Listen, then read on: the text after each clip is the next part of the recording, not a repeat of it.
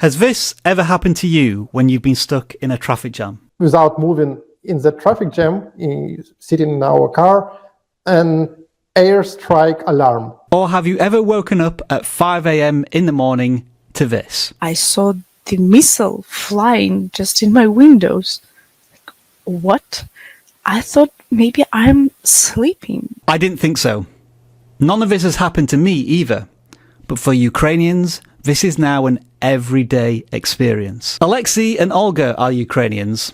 They're also work colleagues here at vidlQ, and they've had to flee their homes in Kyiv. But they wanted to share their stories, their experiences, for me and you to just listen. Please head on over to www.creatorsforpeace.com and donate to UNICEF. There are over 1.5 million Ukrainian children who are currently displaced, and they need our help. I appreciate this is not the usual vidlQ programming. It's not YouTube education. But these stories are important to us, and I hope they mean something to you. Let's meet Alexi. I signed my contract with vidlQ probably 2-3 days before I became a father. So that's like quite symbolic, being working with such an amazing team and working on such a product, working for creators whom were influencing the entire world through the YouTube. And this is Olga sharing her love for where she lives. I've been living in Kyiv, the capital of Ukraine, for the past 20 years. I've finally managed to buy an apartment, move into it. I've gave birth to my daughter. It was like my second small motherland. What makes Kyiv special to you?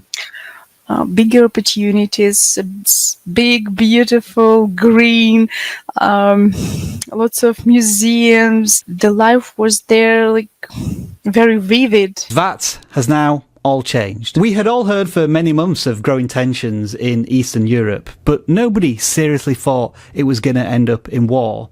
Not even Olga. On the 20th of February, a very close friend of mine reached me with the message that, hey, Olga, most probably then in a couple of days, the war will start. He just wrote this, the war. I was, what? So I advise you, to pack your stuff and go to the western border. And if the war will start, you will safely cross the border with no panic because you will be already there near the border on a safe side. I phoned my friends and neighbors and said, hey girls, you're having kids, there is such an information, please take the decision.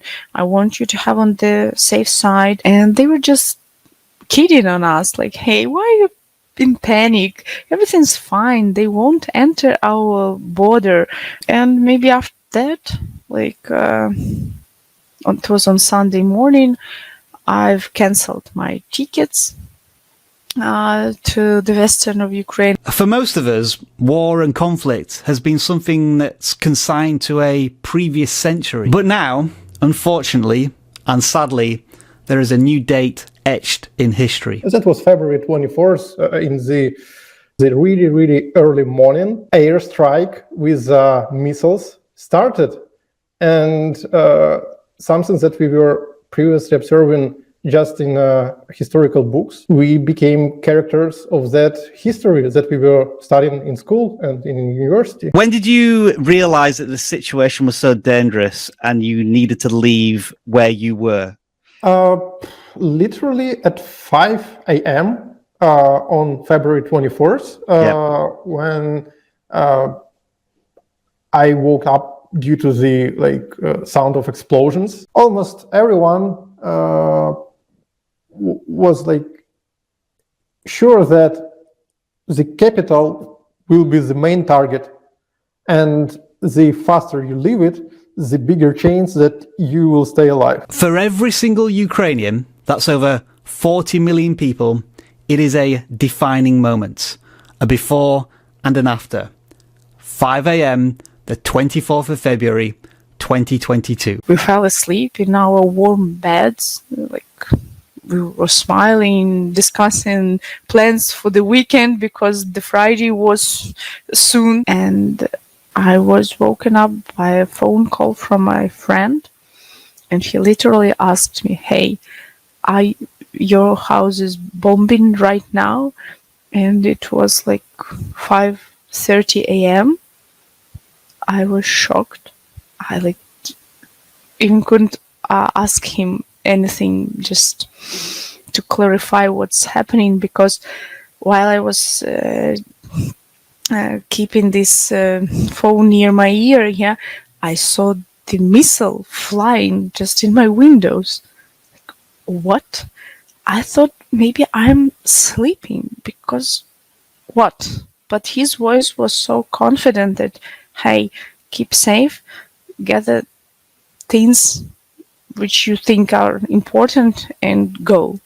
In that moment, how do you feel? And what do you do? All questions can be answered with a single word: instinct. Come to my mom, woke her up, and she didn't believe me. Like, my daughter was sleeping near me, and I said to her, we have to get all things packed. Ira, that's my daughter's name. She was wearing her pajamas, and now it is here in Czech with us. Maybe one of not so many things out from normal Kyiv life. In that panic, I was trying to concentrate on packing things. In the mind, in the brain, it was like the war. Just only this feeling, animal fear, panic. Took Ira by my hand. She asked me, "Mommy, oh, can I take this and this toy? Why should I leave this house? Why so early in the morning?" She didn't cry, but she was asking questions, and I tried to calm her down. Also, we had a cat in our apartment, and at that moment also I was thinking that, hey, what should I do with the cat? She's a part of our family, but clearly also I had that feeling that I can't take her with us. For all you pet lovers out there, the cat was eventually left with a neighbour. But for Olga and Alex, new journeys had begun. And there was a really huge traffic jam. It seems like all people decided to leave the city at the same time. So we stuck in a really heavy traffic jam. Just to describe how heavy it was. So for these 3 hours, we were passing a distance of probably 1 kilometer. At that moment, I first time was literally stressed when we started staying without moving in the traffic jam, sitting in our car, an airstrike alarm. So that was quite scary, because you cannot move here or there, forward Trapped. or back. Yeah, you are literally stuck in the traffic jam. So we just went out or ran out of the car. And the most stupid thing is that at that moment of time, we were not so far away from the local police department. And as you probably heard already, that Russians in the first few days, they were really heavily focusing on destroying military/police/governmental buildings. So we had to leave that area. Where did you go and did other people in their cars do the same thing, or did people stay in their Yeah, cars? all people, they were for a first moment, in cool, funny movies, they were just looking on each other, sitting on the driver wheels. And then everybody started leaving their cars. And we decided to cover in the underground. And that's how we managed it. Wow, just hearing that sounds terrifying. Just that unknown. They sound really terrifying. Yeah. Won't recommend anyone to experience that. If you take these two stories and multiply them by millions, that is what was happening in Ukraine at 5 a.m. on the 24th of February 2022. And the journey out of Kyiv, although perforated by small moments of humour, was just as stressful. It was hard because there were 5 adults and 1 kid in a car that is not used for the transporting children, there was no additional seat for her, or like safe seat. She just had to lay on our knees. It's a pure luck, and as of today, each night I thank to God that we had that couple who could take care of us, because we were in panic. No one of us couldn't drive a car. I mean, me and my mom. And having them, it was a pure luck and miracle. Worry, panic, fear. These are all feelings and emotions that are bombarding Alexi and Olga. But at the same time, they're both parents to very young daughters. Me as a father, I had to be like as a stone. Like I literally had no stress or like any emotions. So I was just driving. That things that I was capable of doing the best at the time. My daughter, Olesa, she was quite calm. We were just asking all the time, why we are not going to the kindergarten? And I just said we are going to a small vacation and blah, blah, blah. But also seeing my daughter, I understood that I won't shout, because I didn't want her to be shocked. She also was constantly asking Mommy, why Russia is bombing Ukraine? We're a peaceful country. Tell me that people won't die. Will they destroy our apartment? I want my toys back. She was also in the context of what's going on, because she heard what we were talking and discussing. The first nights she was literally hiding under the table, because she heard the tram going near the apartment. She said, are they bombing? Are they bombing? And when we saw a part of a tank in one square in Prague, she said, oh, that's tank. Is it a Russian tank? Did Russia attack Czech Republic too? And I was like, oh gosh. In having 5 years old, she is asking those questions. And it is the children of Ukraine, the most innocent of all, who are suffering the most. Over 1.5 million already displaced, 75,000 more being displaced every single day. They need our help. So again, I ask you, if you want to help, visit www.creatorsforpeace.com and make a donation to UNICEF. For many Ukrainians, including Alexi and Olga, the journey away from Kyiv consisted of many days. In Alexi's case, it included this curious stop-off with some chickens, a basement, and bombings. Leaving the Kyiv on the first day of the war is probably 120 kilometers to the western side of Kyiv. And it took us probably 12 hours to get there. So 120 kilometers, 12 hours. You can imagine what speed was and how the journey went.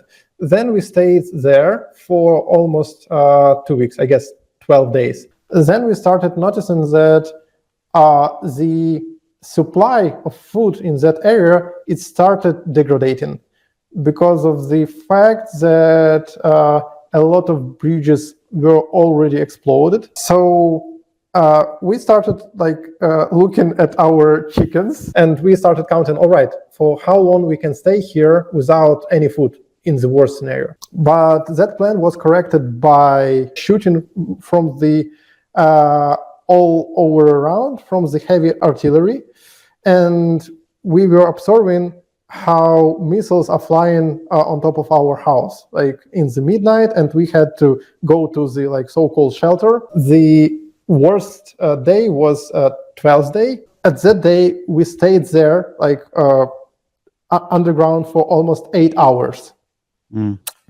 That was quite scary. So you are staying in a really small space with a lot of people without daily light, and you just hear how everything is vibrating due to the explosions somewhere maybe 5, maybe 4 kilometers out of the place where you are. But the power of explosions was so heavy that the floor in that minus first floor, it was literally vibrating. So we decided to leave next day. As you heard earlier, Olga missed the opportunity to leave Kyiv days before the conflict started. So when she arrived at the border, it was already chaos. She needed a miracle, and she got one. So on the 27th of February, like 7 p.m., we were there in a queue. There was also the second miracle with us, the woman who offered us to get warm in her car.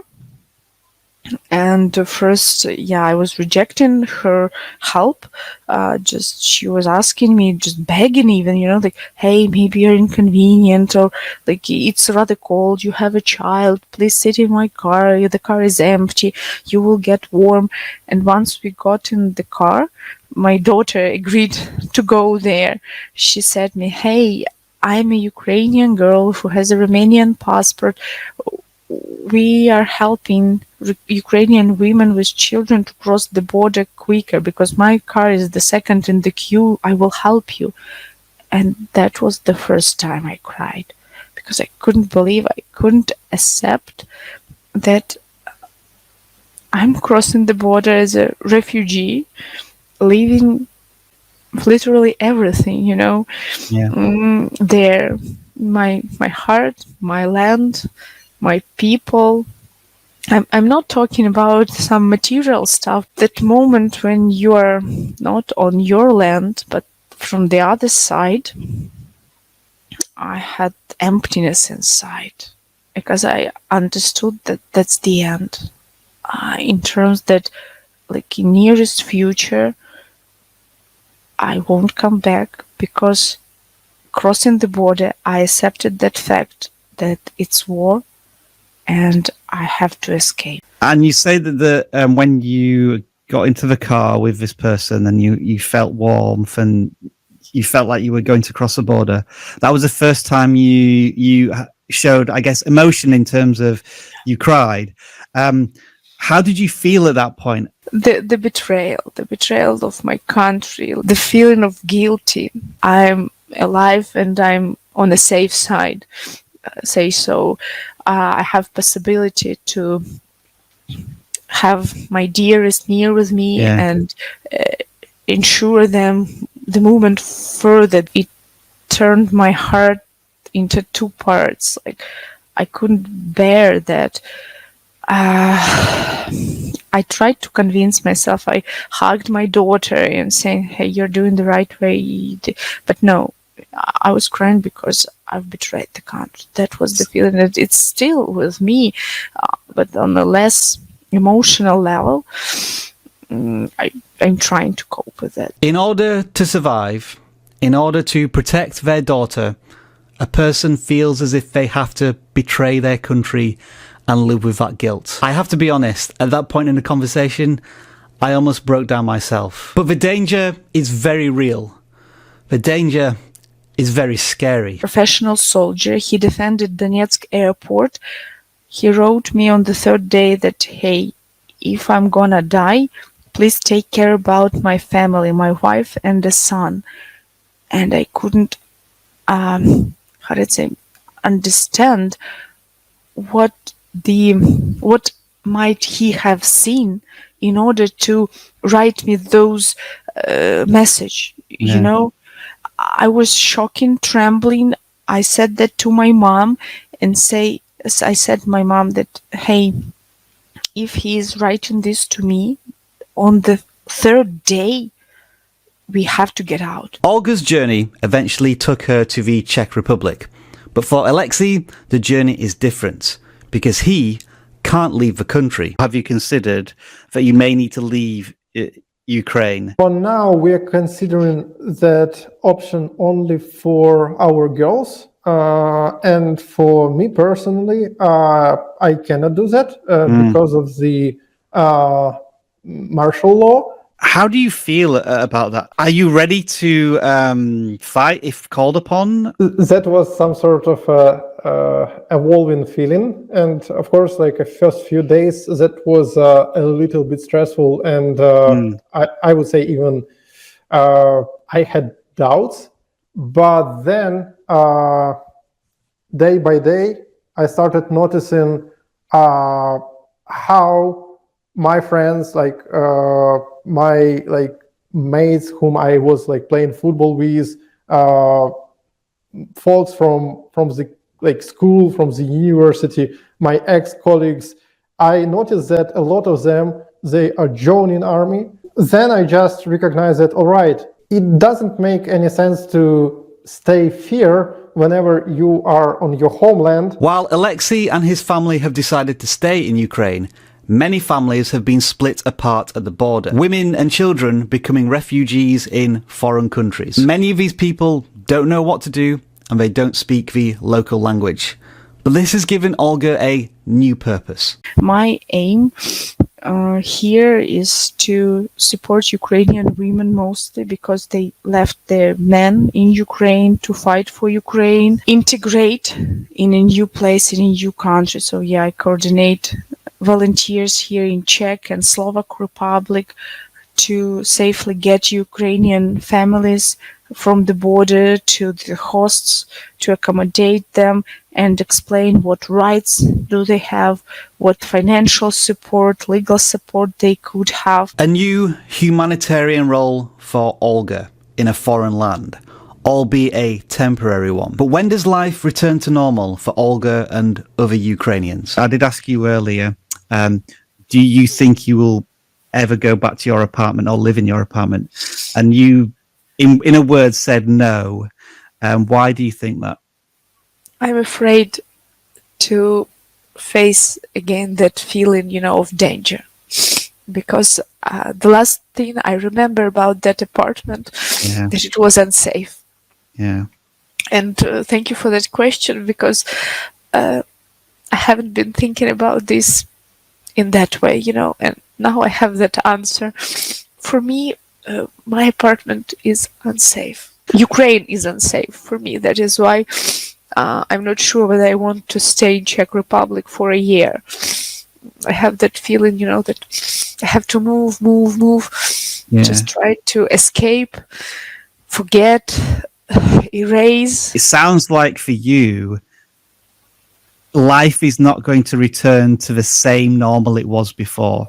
It's going to be a new normal, whatever that is. How long do you think that will take? Rob, I wish I had a clear answer. I assume that I will need like half of a year, like 4 or 5 months to renew and cope with all that. Learn how to cope with that feeling. And we here, Ukrainians, we're just trying to make a joke that we've been vaccinated to upgrade ourselves, like with new level of experience. I'm trying to say that, hey, I'm not a refugee, I'm like here on a vacation.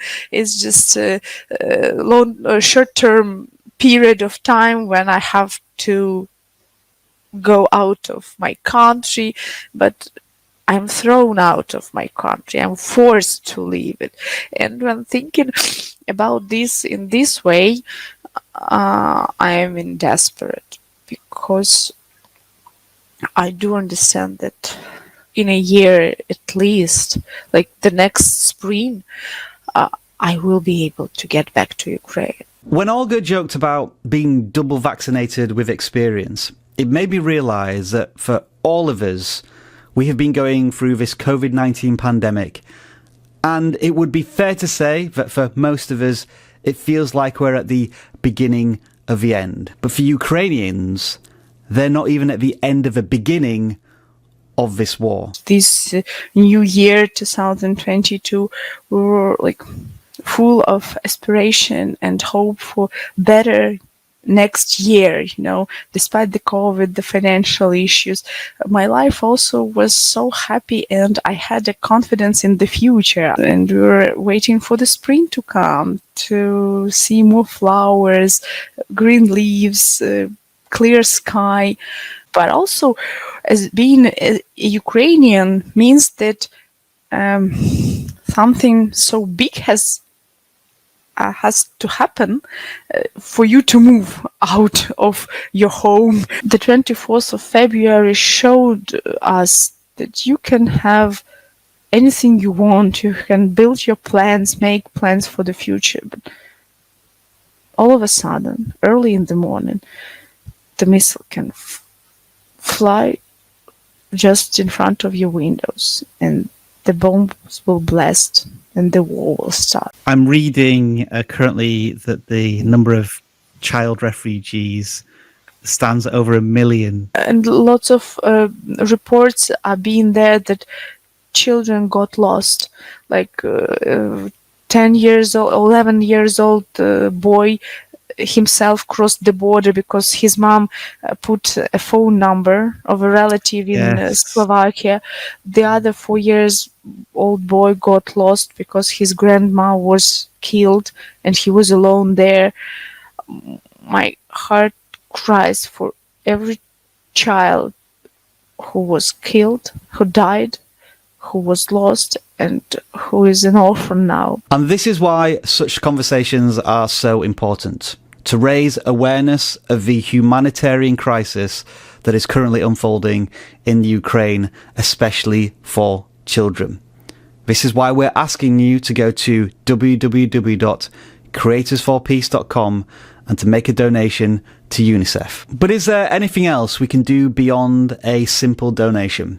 We asked Alexi and Olga. I would really ask for any kind of support in terms of translating to any local governors or even maybe to officials of any countries where our listeners or viewers will be, to like spend maybe half of hour or an hour in the like nearest weekend and provide their support to Ukraine by maybe drawing some banner and saying like, help to Ukraine by the most common things that you may observe right now in social media. Thank you for your humanitarian support in the world. Does for us a lot, and I'm happy to support the initiative of vidlQ.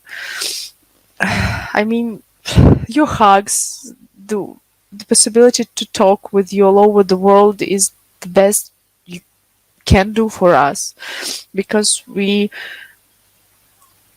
like listening to us and making everything you can, like donating or sharing food or clothes. That's really big input in supporting the world. Also, thank you for having us as refugees in your houses, because you can't imagine how it is important to have 4 walls, a place where to hide, where you're secure. We appreciate that a lot as the Ukrainians. Just be with us, listen to us. Having this possibility to talk help us a lot. We will survive. We are alive. Everything will be Ukraine. I want to thank Alexi and Olga, not only for their time, but for their bravery in having a conversation with me and being vulnerable in front of all of you after everything they've been through. This video is dedicated to Alexi's daughter, Ira, and Olga's daughter, Alessa. And the Creators for Peace movement is dedicated to all the children of Ukraine, children who need our help now. Thank you for your time. Thank you for watching.